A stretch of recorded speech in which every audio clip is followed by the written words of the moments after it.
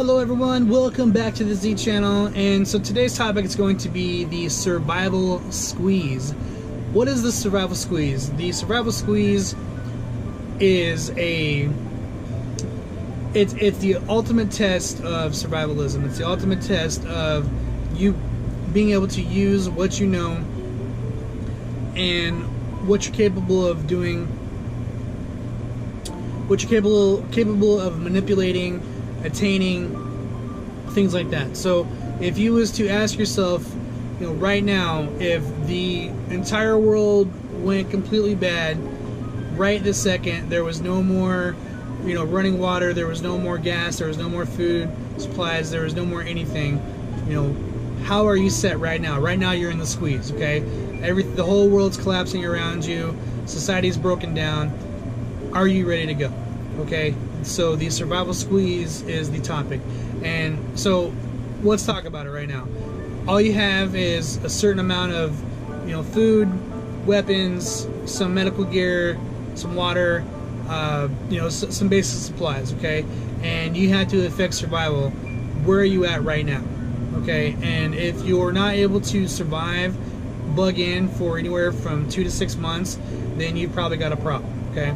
If you've only got two weeks to maybe a month, then you're looking at having to make some very drastic choices. And if you've only got maybe a week or a couple of days, then you've really got a problem. So the survival squeeze, if you're going to ask yourself right now, where am I standing, that's what the squeeze is. You have to think about that kind of stuff. As you're going to the grocery store, when you're going to the grocery store, are you buying that extra can of food? Are you getting that extra, gallon of water? Are you getting that extra, medical supplies that you need? Do you have the right kind of, weapons for self-defense and security? Do you have enough food for your animals? Things like that. So it's one of those deals where once the squeeze is put on you, what are you going to do? Either you're going to falter and have to tap out, or you're going to rise to the occasion, find the reversal, and make the situation tap out to you. Okay, so the survival squeeze works in so many different ways for all of us. We've all got our limitations on what we can afford, what we can have, what we can use. Obviously, if we were millionaires, we wouldn't be having this conversation. And even some of the millionaires aren't even prepared either. They've got all this money, but they don't have nothing prepared. I mean, probably some of them do, but I'm guessing a lot of them don't at the same time. They think that money's going to solve all their problems, and it's really not, So looking at it from a survivalist perspective, how is your bushcraft skill? How's your tradecraft? How's your minimalism? Are you able to, manipulate and make weapons and improvise weapons? Can you make fire from, basic materials? Can you hunt, fish, and trap? Are you able to, diversify and network with different people? Are you an asset to a survival community? Why would someone want to accept you in? Have you taken necessary steps to learn, emergency first aid and how to, effect your own rescue, if you will? Have you learned escape and evasion and lockpicking? Have you learned how to farm and harvest food? Do you understand the differences, on what could be set up as like a trap? Like, if you're walking, let's say that it's like an urban setting and it's been weeks since the grid's been shut down. How do you not know that you're walking into a trap where there's going to be some gang that's going to, attack you and your family and, do God knows what to you and your family, take all your stuff, hurt you guys, rape you guys, things like that. So there's all those scenarios that you really got to be careful and cautious of, and so a lot of people say, well, I'll just leave the city. Well, guess what? There's 350 plus million Americans living in this country, so everyone's going to flee the city. So you're going to have a bunch of people out and about, and how are you going to network? How are you going to set things up? How are you going to trade with people? How are you going to barter? There's always different things that, if you don't have answers for, you're screwed. You know what I mean? Now, I'm hoping that the world never goes crazy like that. I'm hoping that the veil never gets pulled over our head and we see the world for what it really is, and everything comes crashing down. That would be the most horrible thing ever. I wouldn't wish it on anyone. society can keep going. We can find better and more efficient ways to coexist. There doesn't need to be war, famine, and plagues. You know, there can be a lot of resolution. There's so much, you know, ingenuity and ideas and compassion and care from humans all over the world that there's no reason why we can't, you know, unite and make things better. You know, so keep that in mind, that the scenario or likelihood of the society crashing, it could happen, but it's not likely at the same time. But it's one of those things, like, you don't want to take that risk, not even for yourself or for your family or, you know, anyone else that you care about. And so that's the reason why that's the reason why we prepare, why we train, why we, you know, buy food and medical supplies and water and all that kind of stuff. And so you got to think about that, is if the squeeze was put on you right now, how are they going to be taken care of? How are you going to be taken care of? How are you going to network with other people? What are you going to do? What is your plans? You know, do you have A, B, C, D, E, F, G figured out? And if those plans falter, you know, do you have plans after that? And, you know, being able to think on your feet, being able to adapt, improvise, overcome in any given situation is going to be huge. But it's always better to have a plan before you need a plan. I've said this, you know, a bunch of times already. You know, have a plan before you need a plan. It's got to be one of the truest statements, you know, ever to be spoken, because it's just one of those deals where, like, things are going to happen. It's not if, it's when. You know, in the security field, it's not if, it's when. You know, if it's not if something bad happens, it's when it happens. Like, when we get a call, it's not because if something happened, it's because something did happen. You know, and it's the same thing with the survival situation. You know, it's not if, it's when. And, you know, it could be like wildfires, it could be volcanoes, it could be an earthquake, it could be, you know, it doesn't mean it's going to be like a end of the world apocalypse where you're going to be having to survive the next 20 years on, you know, scavenging the earth for resources.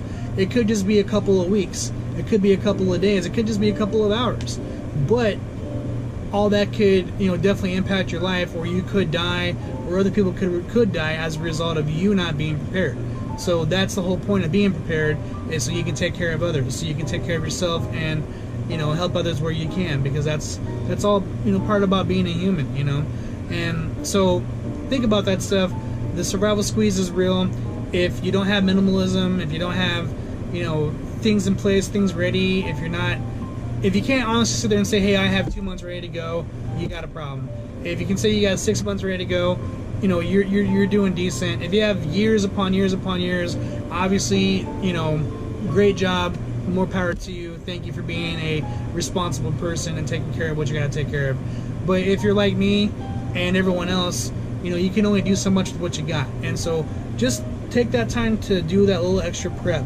Buy that extra can of food, buy that extra gallon of water, you know, make that one investment on a solid, you know, shotgun or a knife or whatever's going to work, so that way it'll work for you for a lifetime. Okay, think about that kind of stuff when you get things, you know what I mean? And then if you can get other stuff for free, find different ways to get things. You don't always have to buy stuff. You can look for lot deals, look for barter trades, look for, you know, working, for example, work for, you know, what you want. You know, not necessarily money, but like, let's say someone has, I don't know, a knife or a bow and arrow or whatever the case is, and you like it, you want it, say, hey man, if you give me that, I'll do this for you. You know, things like that. It doesn't always have to be about money, okay?